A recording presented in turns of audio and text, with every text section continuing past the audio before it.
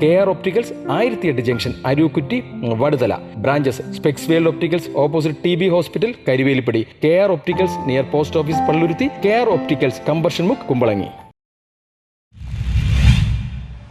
50 gram MDMA-യുമായി 4 പേർ excise പിടിയിൽ.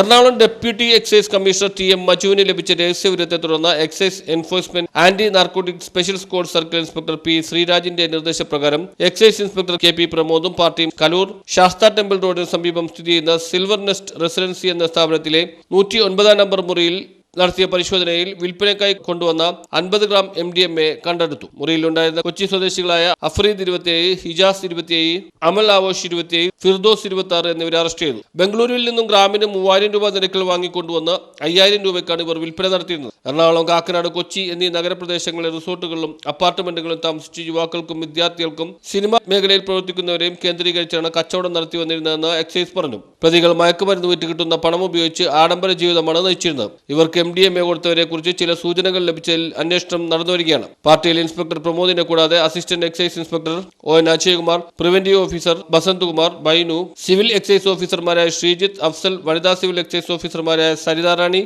അമ്പിളി എന്നിവരും ഉണ്ടായിരുന്നു. News bureau, Kochi.